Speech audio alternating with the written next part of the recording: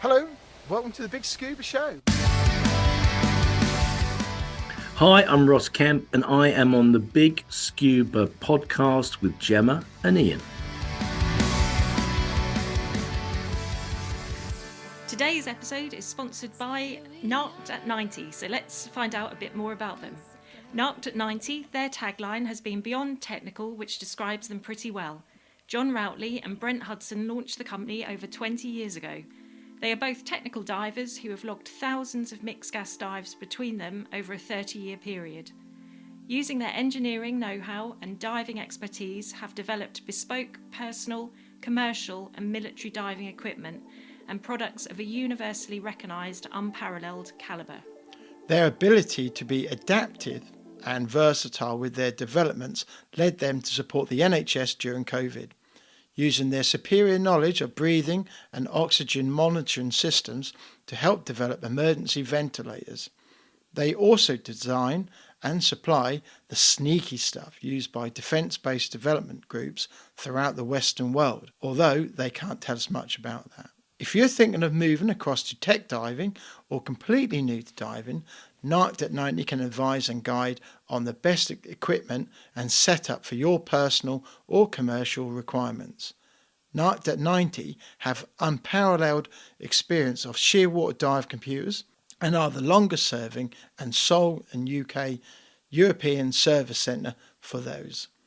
They are happy to offer technical support, servicing, repairs and upgrades to all shearwater computers, past and present. Narked at 90 stock shearwater computers but are also stockers and technical support centre for many other manufacturers including Divesoft, JJCCR, Hollis, Revo and Kiss Rebreathers. Based centrally in the UK, Narked at 90 also offer full rebreather head servicing for selected manufacturers. Bespoke cable assemblies.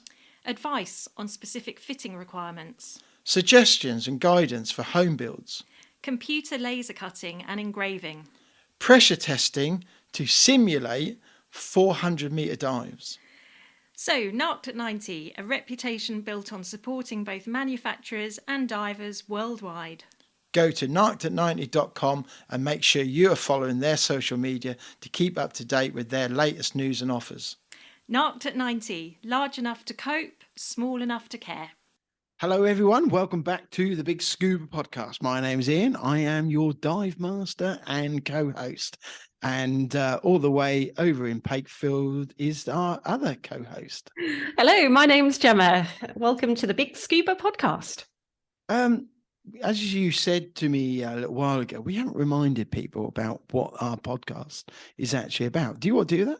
Yes, yep. So we are called the BiG Scuba Podcast. We are both divers. I'm quite a new diver. Ian's quite a mature, experienced diver. Well seasoned. Careful. I'm still 26. I needed to choose words better then, didn't I? Anyway. Moving on. So our podcast is about diving and also things to do with the marine underwater world. So we do talk to divers, but we talk to other people connected to marine conservation, anything to do with the ocean. So we have spoken to astronauts because they use water and practice in a buoyancy lab in a swimming pool. A buoyancy lab? There's a bit of Suffolk coming out there, gal. Was it? God, no. No offence to any Suffolk people. So yes, so that's what our podcast is about. Unless you want to add anything else. It is, and we want to say thank you very much for downloading this episode, number 148. Yes, so there is a big backlog of back catalogue of other episodes to listen to, and all our various guests from all walks of life, and every podcast will give you something to take away. Can I just say all free? Yes. All free. Yeah. There's no charge. They're all free. And just go to wherever you get your podcasts and download them. And they're all there. In fact, hold on a minute. If you already listened to this, you've already done it. So well done. Yep. So tell your friends. Tell your scuba diving friends or anybody interested in the oceans. You've found this great podcast and spread the word, please. And currently, I got this right, is that 128 countries? 129. 129 countries. I will have another look, but yeah, that's how many countries around the world we're listened to. Yeah, I keep meaning to actually contact the British Antarctic Survey to see if when they're there, can they download it? Because that's the only way we're going to get that area covered as well. Yeah. That'd be really cool. Yeah, so it's even in landlocked countries we listen to, so it's just pretty awesome. I know, it's brilliant. It's good to have you along. So coming up in this episode, we've got a very well-known guest, man from the TV, my brother's long-lost twin, as I like to say, but a very popular guy. Has made his name well known over the years. Started on Britain's long-serving soap.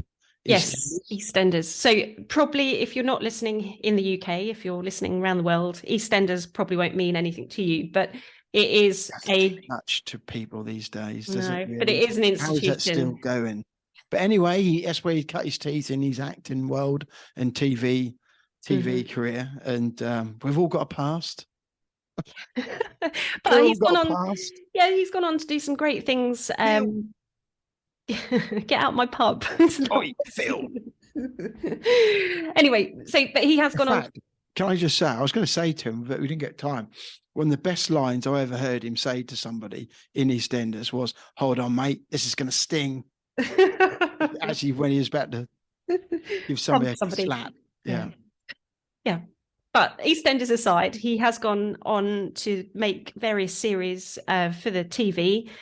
He's been in some sort of really treacherous war zones, hasn't he? Yeah. So he's been in South America interviewing some of these very famous and notoriously drug cartels, big gangs, where he's had to go in and talk to them. And he was in with I can't remember what battalion it was now, but he was in Afghanistan when the UK was all out in Afghanistan, when that was all kicking off. Helmand province as well. Yeah. Dodging the bullets, literally on the front line with the troops, showing their story. And I've seen on social media how much respect they've got for him. Yeah, have a look at he's got a lot out on YouTube. So even if you're not UK based, you can log on to YouTube and just see. Yeah, very respected, I have to say, and now into diving and very into UK diving. Yes, yeah. So Monday the 10th, the day this podcast is released, a new series comes out on Sky History called Deep Sea Treasure Hunter. Yeah, and it's good that we've got an ambassador in Ross for sharing what is just out on our coast. Yeah, and it's the second series he's done relating to diving. His first series was called Shipwrecked Treasure Hunters, and now he's progressed. He's probably going to do more challenging dives, I think, in this series, going a little bit deeper. Still wearing a full face mask and communicating, and he's been diving. Talks about the ups and downs of wearing a full face mask. They're not always, like everything else. There's always a trade-off sometimes, and they're not always smoothly run, are they? No. The first episode, he does a dive on the Mary Rose site, which links in nicely with our previous episodes where we've had Alex Hildred on and the opening of the 4D dive experience at the Mary Rose Museum. So it all fits like a jigsaw puzzle. It does. I don't know how we do it. I don't think we just throw these things together. We don't planned. We all juggle all these balls. We don't wing these things. No. So Ross is coming up, and that was an interesting conversation we had with him last week. So what else have we been up to? Well, I've been basically just work and fighting off what's been an awful cold. We've had the lurgy. Today has been the best day out the lot, actually. Yeah. But no, it's not been the healthiest of weeks, has it? No. Honey's been in the pool. Her diving is coming on a treat. Looks so calm. She's now finished. She had was in the pool Thursday, and she was 1-to-1 with Polly, and finished off the 5th chapter of the PADI manual. So she's now done that, and now it'll be in a couple of weeks' time. She's not in the pool now for about 2 weeks, and that'll be dry suit and just basically going over skills really, and getting her geared up for Stony on the first week of June. Yeah, it'll come around quite quickly. So that's 7 weeks, I think we've got. So in between that, we're going to do some snorkeling in either in the river around here, or maybe at the canal at North Walsham. Which will be a really good transition, I think, from diving in the pool, a bit of snorkeling in open water, to then actually the proper dive weekend doing open water at Stony. Yeah. And I was actually on the river yesterday, and the visibility, you can see quite clearly.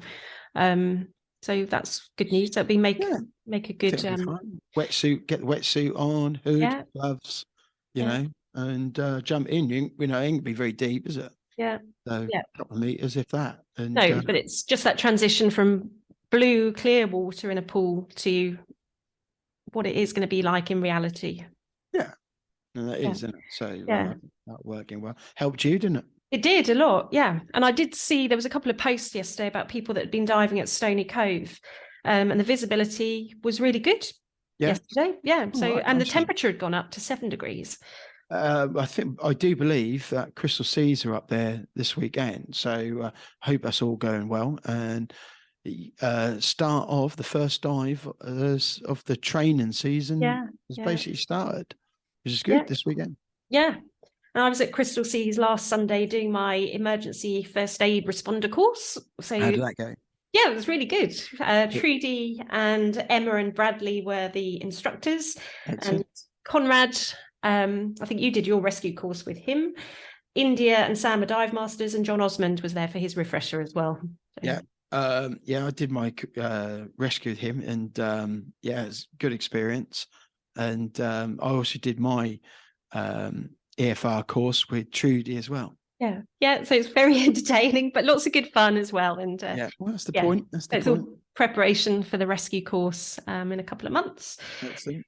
So, and yesterday I got out on the paddleboard finally, the Sea Lion paddleboard. So that was its first proper voyage. That was really good. Yeah, the weather was calm. It was a bit grey, but it was good to get out on the river and actually put it through its paces. And loved it. It was a nice, stable board. Yeah. Excellent. And we should just remind people that there's a link on our website, isn't there? And you can get a discount. I can't remember what the discount is, but we use promo code BiG Scuba if you're going to look at round for a paddleboard this year.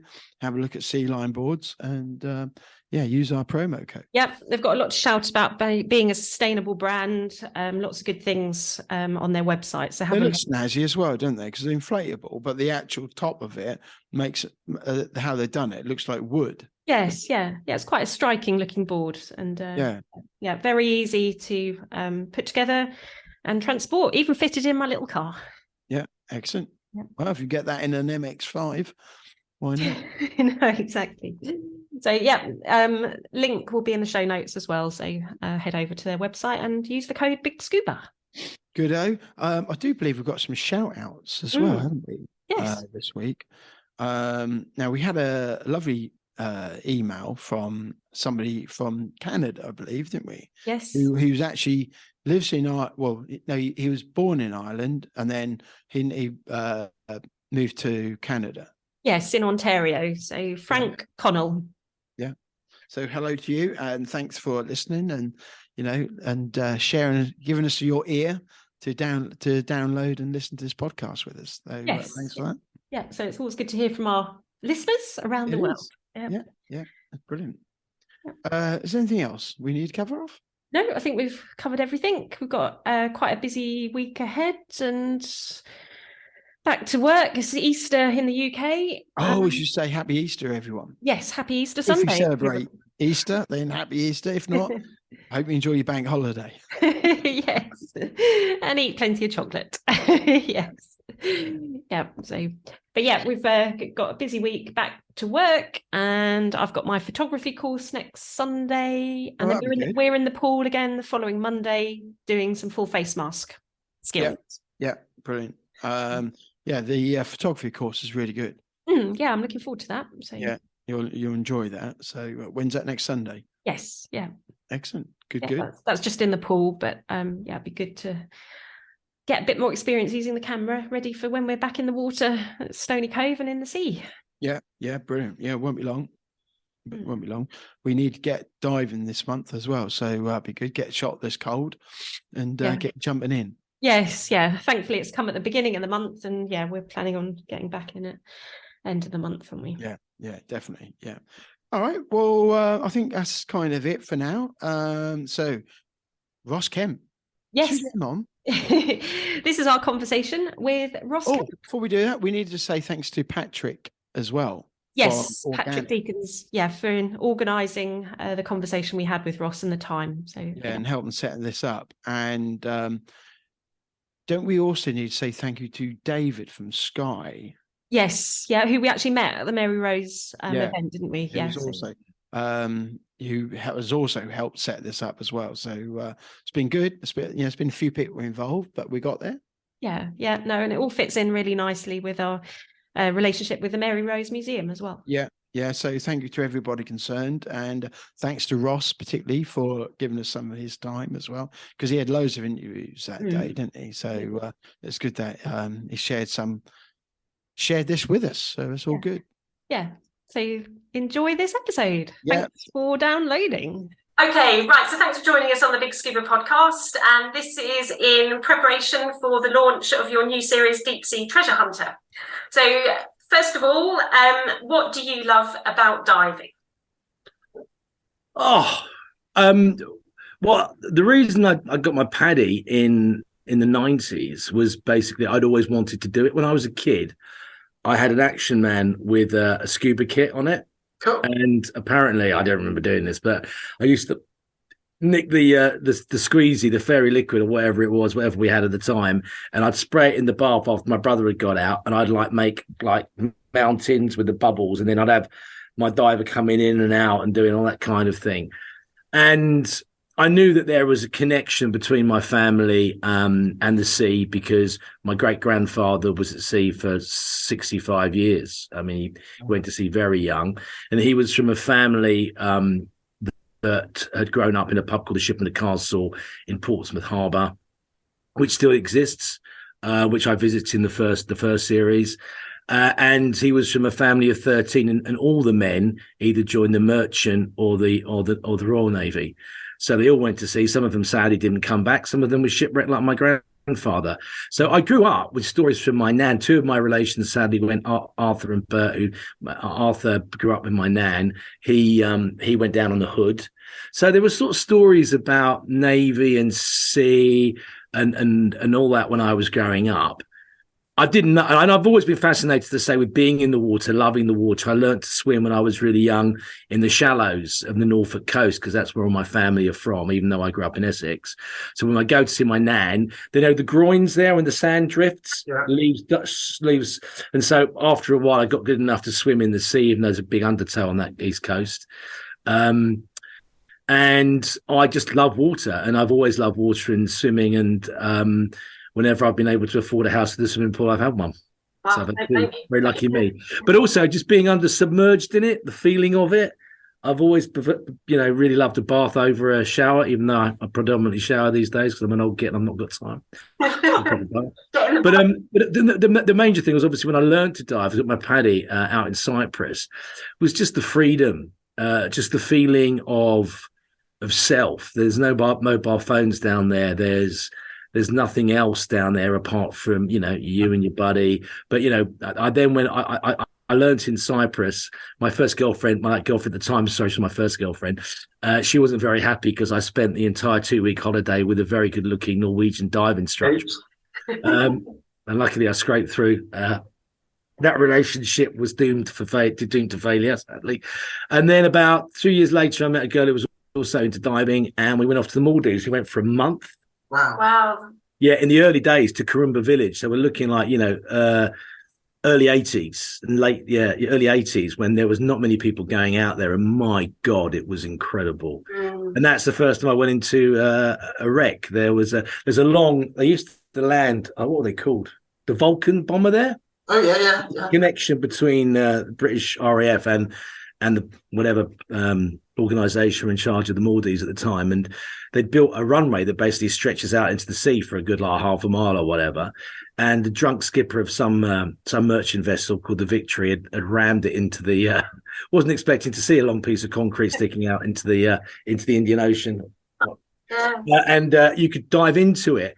And actually, I think it was about at 35 meters. So your paddy really shouldn't be going that far, and particularly into a submerged wreck. But you could come up, and because so many people were taking their regs out, there was always an air pocket there, so you could hang off the ceiling, say you'd done it, write your name on the roof, and then put your egg in and go back out. Wow. And so I'd had that conversation with a guy called Ed Taylor, who I was at the time making a program about dangerous wild animals in the UK. People keep tigers and iguanas and crocodiles, believe it or not, in their back gardens. I was just about to go into I'd just gone into a lion's cage with the trainer in Munich. And I came back out, and they'd said, well, if you can do that, do you fancy doing a program about shipwrecks? And I went, yeah, if you can get it commissioned. And it got very quickly commissioned by Sky History. So Dan Corn, I thank you very much. And we shot the first series predominantly in the UK. Obviously, I had to go very quickly from an open water to advanced rescue. Really quick. And with Scuba Diving International. And Mark looked after me on that. And then it got really serious when the HSE lot turned up, because they looked more like people that were just about to knock a building down rather than actually go in the water with their overalls and their boots and their big stuff. Well, at least they didn't make you wear a high-vis vest or anything. No, but not far off it, I have to say. It was a bit of like, what's going to happen now? But I really enjoyed it. I really, really enjoyed it.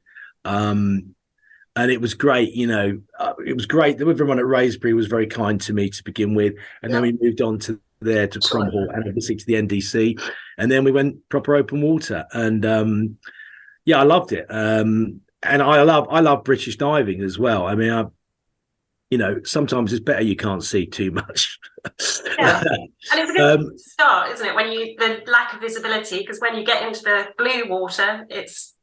Totally. And also I'd come from that sort of like holiday diving kind of background. I hadn't done it in like 15 odd years, 20 odd years, but Scarpa is just incredible to be with Emily there and to dive. I can't remember if it was the Karlsruhe, I think, or the Flotte Begleitung 2, those two big ships, particularly the Karlsruhe. When you go down and you suddenly see something that big, amazing, laying there on its side. And I use the terminology in this series, it's like shaking hands with ghosts, and it really is. Yeah. I mean, it's an excellent way to tell history, because it's not dry, it's rather wet. And it is, though. I find it, I wouldn't rule out the fact that you might find me, in an East Anglian field somewhere with a metal detector one day, because when you do find something, particularly if you're in the bottom of Plymouth Sound and you find a silver coin like we do in this episode, well, I didn't find it, Mallory has found it actually, but I'm going to claim it. There is an overwhelming sense of you are the first person to have touched or felt this thing, particularly when we're on the Mary Rose in 500 years. And how fortunate am I, a pretty average diver, to be able to have all those experiences. So I feel incredibly privileged to have been allowed to dive on some of the wreck sites that I've dived on, and let's hope they commission a new series so I get to do some more. Absolutely. So how many dives have you done? Do you still log them? No, is the answer. I should do, but I don't. They are being logged by somebody else, obviously, because it's an HSC thing. Yeah. So I should keep my logbook up, but I don't. Because also, I tell you what, here's the thing that most people might not even consider. If you think about when we're diving on a wreck, just say we use the M2 for an example, which you all know, right? So we used that actually when I was working out. I had to design my own like dive with a cameraman and how we would do it and what pieces we would say as part of my training, the HSC media course, right? And obviously you want to do your deepest piece to camera first. So you're going to come down a shot line that's going to be close to where the conning tower is or attached to it. Yeah. And then you want to go to the deepest part of the dive. So we've got a fin past there. So we'll get shots of Richie, if his viz is good enough, me going down the rails of the boat, of the top of the sub, then get to say where the deepest part, which is now we at 25, 30 meters, get to where the tubes are. Do that quick piece of camera. This is where the torpedoes would have been launched. And this is possibly where the final message actually was sent from the aft side. So this is where people would have flushed messages out. We believe this part of this probably went down first. Well, no, actually, thinking about it, it probably was that way up. So this is where the message could have gone to scream for help. The SOS would have been sent out. Then fin back, saying these are the rails that the aircraft would have gone along, doing a piece to camera. Then I get to, obviously, the hatch. We're not allowed to go into it because it's a war grave, but I go into it slightly, good enough to be able to turn around and go, and this is where the aircraft happening. This is how we believed it was disabled and then disabled because of the water flooding in. And then I'd go up to the conning tower and I'd do my last piece of camera, which is, can you imagine being up here in all weathers, particularly in January? This is before Gore-Tex. These men were truly tough, yeah? And they could launch that plane in under 5 minutes. And then by that time, it's time to come up because I've used an FFM. I've used nearly all my air. I'm below 50 bar then. Yeah. So you think about that. Is that an enjoyable dive? No, it's tough. It's not an enjoyable dive. It's not an enjoyable dive because I am continuously doing a little merry dance with my cameraman. And then it becomes more enjoyable when you're a little shallower depth. You're not shooting through so much gas, and you're talking to an expert like Mallory or like Emily, who are telling me, and I just become a conduit between them and the audience. But again, you are hitting certain points on that wreck to be able to tell the story or unveil the story of how it went down, what was it like to live on board, etc., where the bombs may have hit it or where the magazine blew up or whatever it may be. So some of the best dives I had was in the Red Sea. And then we just want some shots of you swimming. And I'm like, oh, God, look, there's a coral. Oh, God, there's a lionfish. Oh, wow. Look, what's that over there? You know, because normally when I'm diving, my brain is ticking over. That piece of camera, ask that question. Or where's this? What have we found here? So it is fun, but a lot of it, and it sounds like that's hard work, Ross, but it is in a way. Yes. Well, you're the storyteller underwater, aren't you? And you're there with a job to do. Yeah, but you know what? It's totally, as you know, better than me. You know, you're far more experienced than I am in terms of it's infectious, it is addictive, and you know, we had a hypercapnia hit on the second episode, and we did get brass fever. It was lead tingle we were trying to get up, but we actually discovered a new wreck. You know, there's a few to be discovered in Plymouth Sound, one imagines, but it was just an amazing feeling. It was a 1,500, had to be around, Mallory estimates around 1,500 to 1,600 because that's when lead tingle was being used. We found a silver coin. We found ship nails that have never been hammered into the side of a boat. So we're on a store and we're finding musket balls that have never been fired. So that excitement. And the fact that I'm now exerting myself, I'm trying to pull the lead tingle up like I'm pulling up a tree stump in my back garden. But hang on, Ross, you're not in your back garden. You're at 18 meters of Plymouth Sound.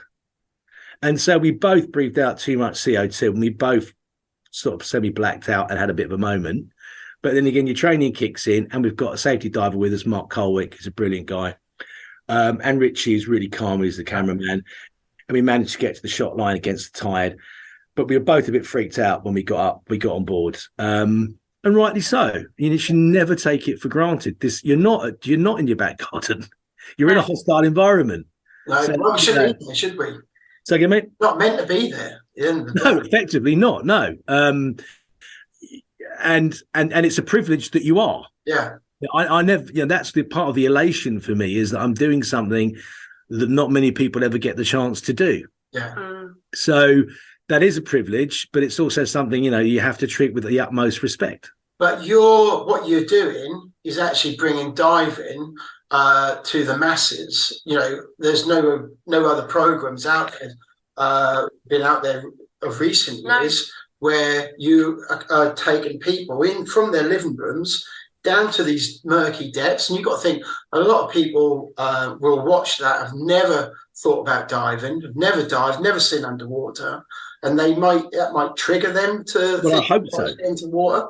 But you're bringing that into their living rooms and thinking, hey, look, this is what exists under those waves. So I was at the Go Diving show a month ago, and one of the things I was trying to impress upon people in the audience is that there are some fantastic wrecks around the British coast, and you don't have to travel too far away to come across some fantastic diveable wrecks that aren't at 50 meters that will suddenly appear out of the gloom. Generally, I think the ratio, from what Neil tells me, Neil Brock, my dupes operator, is like one in every 9 dives you're going to get like 12 meters of viz. But even if you get 5, it's an amazing thing to discover a wreck.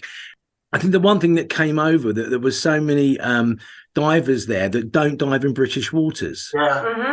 And we were at pains to point out that there are so many more decent wrecks actually in British waters. We're a maritime nation. We're an island race, and we have an amazing history that is submerged, but it's often not that far down. Divers are relatively, open water divers, advanced divers can go and dive on these things. Absolutely. And it's an amazing feeling, particularly, a lot of people do want to have clear viz 100%, but there's also something quite exciting about diving on something that suddenly appears out of the pea green soup at you, and it's suddenly revealed to you like something out of Harry Potter. And then you can go and touch it and feel it and see it, and then look at what it looked like before it went down, find out the story of why it went down. So I tried to get as many people enthused with British diving as much as diving elsewhere in the in other places in the world. No, very good. And there's something to be said about, I think my first sea dive was on a wreck, wasn't it? And it was just like Norfolk. Oh really? Whereabouts? Rosalie up at Weybourne. Oh right. So as I say, my family are from Norfolk, and I've heard from the 2 guys that found the Gloucester as well. I've spoken to them on the phone. Quite an amazing find. I mean, whether that's ever going to be raised like the Mary Rose, I doubt very much, sadly. That was a great honour as well in this first series to be able to be allowed to dive on that, where only a handful of people get the opportunity every year, and to have actually found something that's been accepted into the collection, and to be able to voice the new 4D experience that they've got there, which again I hope will encourage people to think about taking up diving. It's an awesome experience. To sit there and feel that you're on a dive boat and you're underwater. Well, then at the end of it should say, but if you really want to do this, then contact either your local PADI, your BZAC, your Scuba Diving International, whoever's local to you, and get involved. And I've also found when sometimes we're doing shakedown dives before we dived on something, we've got on a boat with club members, and they've all been really welcoming. Obviously, a lot of them are far more experienced than me, but I've never experienced any snobbery or any kind. If they've done it very, very well behind my back. But I think there's a great diving community out there, and I would hope that the programs, as you say, encourage more people to get involved in diving in the UK. Absolutely. And it's great to see you've been in a full face mask, because again that brings another aspect to diving as well. Do you ever dive in a half mask, or are you? Not recently, no. I tell you, here's a thing that I did say at Go Diving as well, and also the other thing we talked about was basically, if you do get any kind of injury, which I'll talk about in a minute, go to a dive doctor. They're going to know exactly what's going on. Your GP will be very helpful, no doubt, but he'll probably be overwhelmed with lots of other stuff that's going on. He may not be able to give you that kind of niche advice you need. You've got a large audience. So I when we were diving, it was after I dived the M2 last year. We'd been diving down on the around Portland, And coming back, I'm looking in the mirror. I'm driving the car down the motorway, and I'm going, my right eye is not the same height as my left eye. It normally is. It doesn't. That looks a bit odd. And within 2 days, my right eye was parallel, sort of like with my nostril on my nose. Right.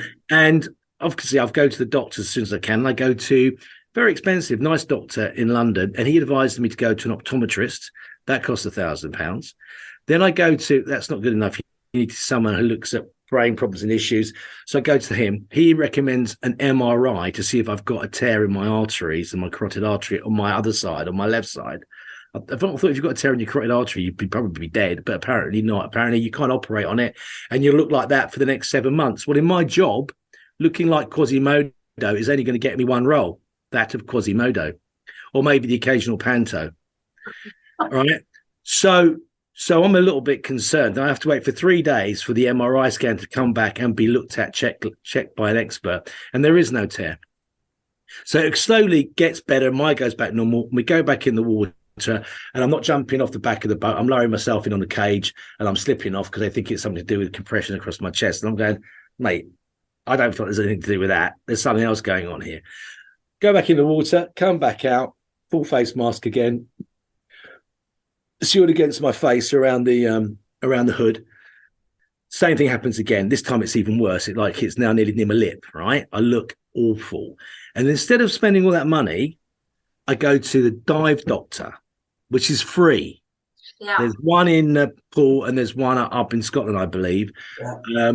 I'll get his full name, but you got my phone, please. I just want to give him a name check.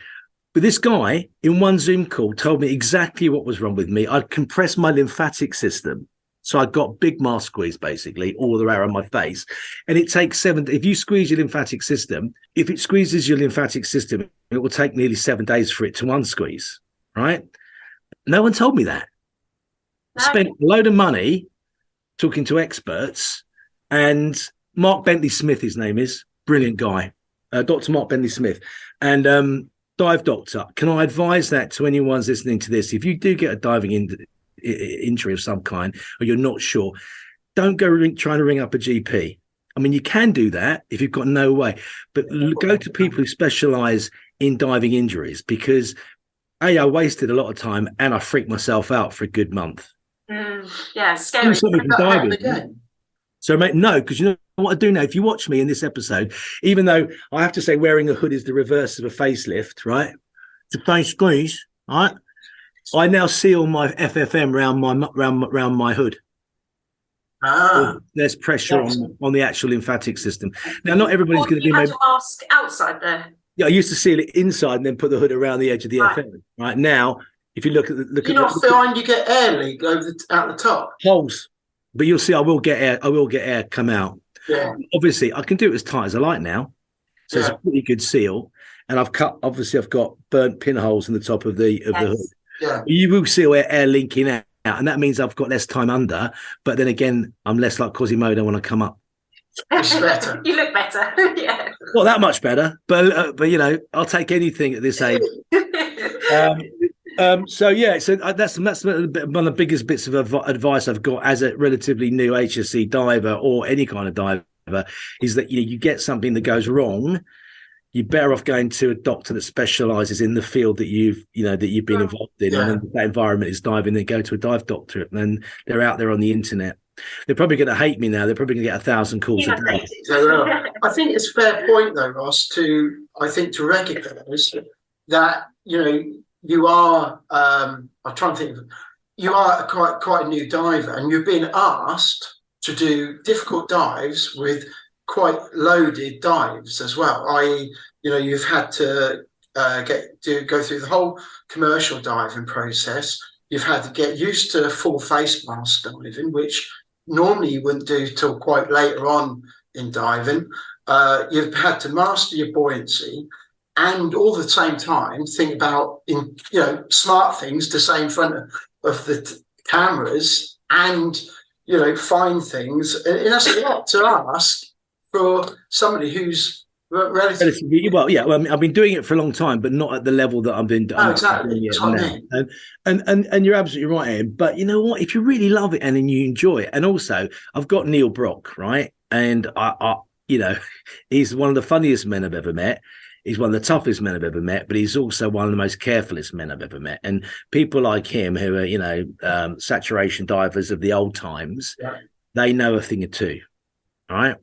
So I couldn't wish to be with a better team. And we have got a pretty black sense of humor, a dark sense of humor, but it works as a team. We all rely on each other. And you're absolutely right. Out of all those divers, I am definitely the newbie at the tender age of 58. But we come together as a team. There's no egos, and if they are, they'll be smashed to pieces in 2 seconds. So we got on well, and taking on board everything that you've just said. Excuse the pun of taking on board. Once you start diving, do you realise how many nautical terms that you use in everyday parlaying, but you don't ever actually relate them back to actually kind of naval connection or maritime connection. So we get on really well as a team, and that trust is crucial to any dive, but particularly when you've got to find cameras. Now, a couple of times I've been diving with Richie, who is an unbelievable cameraman, underwater cameraman, and the only way I know where to do the piece to camera is to do it between the two headlights either sides, because I can't see him and I can't see the lens. You'd be surprised how good that camera can make it look. A proper pea super can suddenly look like half a pea super because of the lenses that they're using and the way that the lights work inside that kind of that type of water. But I agree with you. Yeah, I am punching above my weight a bit here, but I've always done that, Ian. So I wouldn't say that, but I think it's the case of you wouldn't normally ask somebody to. It's not a normal dive, is it? What you're doing, and I think you're coping with that, and making TV from that is, it takes a lot to do it. So I think, I know that there are some things that I've probably said, and some things that the way that it looks, that there are people out there in the diving community, 2%, 3%, that are going to pull holes in it, and they're absolutely right to do so, and I'm not going to stop them from doing that. But what you have to bear in mind that this isn't just a pure diving program. If it was, I wouldn't be presenting it. It ticks a lots of boxes here. Ultimately, it's family entertainment. It's got jeopardy because you're working in a hostile environment. You've got history. You've got camaraderie and a little bit of leg pulling and some funny humour. So I think it works on variant levels. It's a very interesting way to tell history. It's encouraging people to get into diving as well, which can only be good for the industry. And I think it just ticks a lot of boxes. And also the reason that I do it, and maybe one of the reasons I started doing the game show, was when I got the script, I could see it. I could visualize it. I could see it working on more than one level, which has always interested me. The gang programs that I started doing years ago weren't just because I wanted to meet young blokes with guns. There is this whole social issue about why young men join gangs and now young women join gangs. There's a whole thing about trying to find an identity. There is something missing in the way that we operate as human beings for that to have happened. There's more. It's more than just looking at tough young guys with guns. That's just one part of it, and the least important part to me. Again, the same thing with this program. It works on numerous levels, and you can take it at 2 of those levels, or you can take all of it. You can enjoy the history, the banter and the camaraderie, the diving and the jeopardy, or you can just take 2 things from it. It's up to you. Yeah, it's very positive, and I think it's very good for the sport. So, all good. So should we do our questions? Yeah, so for every guest, we have a few set questions. Yes. So if you could take 3 people diving, they don't have to be divers, but just the principle of taking them under the water from the past or present, who would you take and why? Well, can I qualify it with, can I take people down without breathing apparatus? Because there's a number of people I'd like to take diving. Yeah, that's happened before. As long as I've got some. No, I thought about it, and I think basically just now, and I think it would have to be my family. It'd be my family. To share it with them, I'm not getting any younger, and they're quite young, and I'd love to be able, if they could suddenly, have their paddy or whatever, their BZAC or whatever it is now, then I would love to take my family, wife and the kids diving on a wreck. kind of really nice wreck, like the Thistlegorm. Yeah, no, that's good. And anything to do to encourage people to get in the water, it's good. Yeah. Excellent, good choice. Our second question would be, what gets you out of your comfort zone? Doesn't have to be diving, but... No, actually, the true thing, I mean, I'm often out of my comfort zone, and that's what I sort of do for a living. You know, I'm a conduit to telling a story, but I often end up in places out of my comfort zone. But I would suggest what really does it is once you become a parent, if any of your children are sick or ill, and I have a daughter that's not very well at the moment, that definitely takes, it's out of your control. Yeah. You know, when you're in that hospital and there's nothing that you can do, that is me totally out of my comfort zone. Because even if I'm dodging bullets, I can get a bit lower, or I can move behind something solid. You know, if someone's going to pull a knife or do something like that, I've got some relatively good people skills to be able to try and dodge around it. But if something happens to your child and there's nothing, it's out of your hands, that's when I feel completely and utterly out of my comfort zone. Yeah. Brilliant answer. Yeah, Thank very you. good answer. And then our third question, if you had a billboard that you could put out to the whole world, so it could be a basic billboard with a statement on, pictures, video, what message would you put on your billboard and why? Well, there's one life. You get one life. You get one life, and that's why, double check everything before you jump into that water. Triple check it. Yeah. I was working out in Hungary recently, and there were a Hungarian crew, but he had in English "think twice" tattooed on his arm, and I think that's not a bad one, you know. But you get one life, so think twice. Yeah, no, very good answer. So if people want to find out more about you and the series coming up, what's the best place they should go? No idea is the answer to that. Go to Sky History's website. It'll be on television. It's on television 10th of April at 9 p.m. on Sky History. There will be episodes on Virgin as well. But Sky History, go to Sky History's website and you will see it. There's going to be billboards all over the country. And no doubt there'll be some people in the diving community will dislike it's CGI'd. No, it's not a real diving rig. No, it's been made up by a guy that wants it to look dramatic and interesting, so it draws punters in to watch it. And you know what? I'm happy with that. That's TV. Yeah, it's TV. Yeah. It is TV. And you know what? That's how, if I was wearing the absolute kind of FFM, you wouldn't be able to see who it is. Yeah.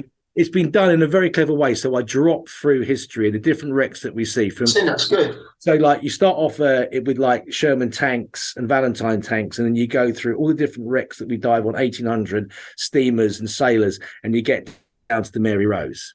Yeah. And it's a brilliant piece of CGI as far as I'm concerned. Sorry about the face of the bloke that's diving, can't do anything about that. But there will be people, purists, that will say, well, you're just you're wearing the wrong kit. That kit doesn't even exist, mate. It exists in the brains of a very clever artist. But what it's doing is drawing in new people to want to watch programs about diving, which will hopefully draw in more people who will want to get involved in diving. And that has to be good for the sport. Yeah, absolutely. Have you got any further aspirations for diving? Are you looking at maybe cave diving or definitely marine animals? No. I know some cave divers, they are fantastic chaps, and I'm very happy for all those involved. Look, I'm happy doing what I'm doing at the moment, and you know what, I don't think I can actually talk doing a rebreathing course, so why would there be any point in me going down? And I'd love to be like, if I had the time when I wasn't doing all the other stuff I was doing to get a rebreather, I would like to have that ticket. But if I can't talk to an audience and you can't see me because it's so dark, what on earth is the point of me doing it in terms of the workplace? In terms of me as a diver, a social diver, going out and doing it, I'd love to have all the time to do all those things. Pardon me. So yeah, there are lots of things, there's lots of things that I would like to do. And no doubt the next person will come up with deeper and further, darker. Watch this space. I could be doing a rebreather course, and they may be developing a new mask so I can actually talk into a rebreather. But at the moment, I'm quite happy being here. Yeah, no, that's great to hear. Place to be. Yeah, that's it. And really good. Yeah, no, excellent. Yeah, really enjoyed, and it's great you've got that positive view on diving and trying to get people into the sport. Which is... Keep making the programs. Thank you, Ian. Thank you, Gemma. Really great talking to you. Yeah, lovely. Thank you very much. Thanks for giving us some of your time. Thank you. Awesome. Thank you very much, It Ross. was really good fun. Thank you. Pleasure. Thank you for your time. That's excellent. Thank you very much, Ross. Thank you for joining us today. Yeah, great. Thank you very much. Right. Okay. Well, that was really good, wasn't it? Good chat. Yeah, very enthusiastic and very level-headed about his experiences, I'd say. Well, first I've got to say thanks to Ross for giving us some of his time today. He's having a day of interviews by the sound of it. He's in a hotel somewhere, just talking to him. But it's obvious from things he's saying and his body language. This is something that he actually genuinely enjoys, isn't it? Diving is one of his loves, and I think that definitely comes across in the interview and comes across in when he's presenting during his diving during the episodes. And he was very honest, about diving. Yes, he enjoys, but it has been the production of a TV series, so there is a lot to think about. Like you said, he was.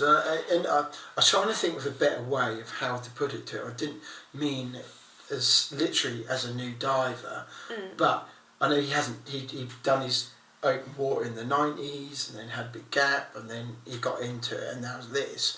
But someone who's kind of now, it's like you, you wouldn't normally, with someone who's done let's say 50, 60 dives, suddenly say, right, I want you to do some really difficult dives, go down deep, 25, 30 meters, qualify as commercial diver, dive in full face mask, and then I want you to think of really entertaining things to camera, and then hold your buoyancy, plus find interesting things on the seabed, and then be able to present to a camera and be seen. Yeah, and be entertaining. That's quite a lot. That's quite a lot. That's a big ask. It is. Yeah, of anybody. That came across in what he said, wasn't it? Was it an enjoyable dive? Well, it wasn't as enjoyable as it could have been because obviously it was a job, a means to an end. Yeah, it wasn't just what's the word? A jaunt or what? Well, it wasn't just a recreational dive, was it? No, definitely not. No, but it's great that his passion comes across, and it's not just purely for diving. There's all the different levels. It's like peeling an onion, isn't it? There's just lots. Are you peeling onions? You're never even cooking. No, I mean, you've got the history, the people. There's lots of layers. Onions and garlic and all sorts. Well, I just came to I think mind. a while ago I commented on somebody's post when you're right there. When Ross first brought out the episodes and that, and we need people like Ross to bring diving and particularly UK diving to the masses. Yeah. I'm sure there's tech divers and people who've the salty sea dogs of the world who could probably look at different things and say, well, maybe that shouldn't be the case and maybe you should be doing this or maybe, and that's not what it's about. It's not just about, as he said, it's about the history, it's about finding a wreck, then telling the story about why it's there, how it become there. Then it's about the actual going down there and discover about it. Yeah. And telling that whole story in an entertaining way, which appeals not just to divers, but to the whole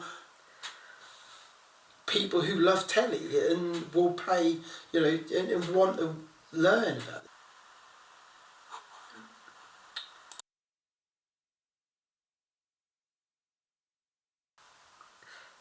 And also, it was really good how he brought in the medical side of diving, about the special services we do have from the likes of Dan, to advise and assist when there are issues. Yeah, and to be fair, there are other diving doctors around the UK. So if you go to Dan, if you need to find out the nearest diving doctor to you, because to be fair, what he was saying was he spoke to his local GP, but it's been my experience, most local GPs probably won't know unless they're actual qualified diving doctors. Yeah. And if you've got one in your area, you're lucky. Most of them will go, actually, I don't really know. No. You have to fill a questionnaire if you're in a health questionnaire. If you want to go learn to dive, you know, there's a questionnaire to fill in. Yeah, and you will have to get signed off by a doctor if there are any no's. Yeses. Any yeses. Yeah. Any yeses. So likewise for me, because I've got asthma, so I have to have a sign off by a doctor every year. Yeah. Yeah. And that is not a GP. He is a medical HSC. Yes. Yeah. Dive doctor. Yeah. But it's interesting because I've not heard of this complaint that you can get for face mask onto your face like that. But and I did clarify, because we were wearing full face masks and our masks sit on top of our hoods, whereas it sounded like his was the other way around, and that's what caused the problem. Yeah. And now he's gone to... Well, you got to think as well, because you pull the straps tight, as we know, to get that secure on your face, but once you start, you think there's a real difference in pressure between 0 being on the surface when you're pulling it tight to then you start dropping below 10 metres. And you've got a hell of a pressure pushing against your skin. Yes, yeah. With that. If you've got the hood in between the mask and that's your taking face. some of that squeeze out. Yeah, so that was quite interesting. So, I did notice, because we've watched the first 2 episodes, when he's got his hood on, his hood is really over his face. Yeah. And it's not flush to his face, and I guess that's That's because an 03 hood that he's wearing on, I believe, on the episodes, and that's got a slightly different face to it, specifically designed to wear under a full face mask. Yeah, so very interesting. But no, I found that really entertaining. Yes, I agree, and I think I hope he makes some more, because I think that it is really interesting. It's interesting, seeing especially UK diving. One of the things I was going to say to him, I don't know whether he knew, but just like, one of our popular dive sites, the Farns, there's something like 260 known wrecks all around those islands. Which is crazy, isn't it? Yeah, it is mad. In fact, one of the earliest was like 1,000 years ago, and one of the latest weren't all that long ago. I think it was in the 70s. Yeah. It's gone now, got towed. We got refloated and towed away. And then Plymouth, there are potentially thousands, aren't there? Oh yeah, they'll mention in one of the episodes coming up that Mallory says that in that one area alone, there's known 700 wrecks. Stunning, isn't it? Because the channel is not that big. But then you go back a few hundred years ago, when England was always sparring with Spain and France. There was constant battles. There was so much history going. Yeah. And you think the constant trade going on between England and its empire and these other countries all dotted around the world, particularly India, there was a constant flow of ships.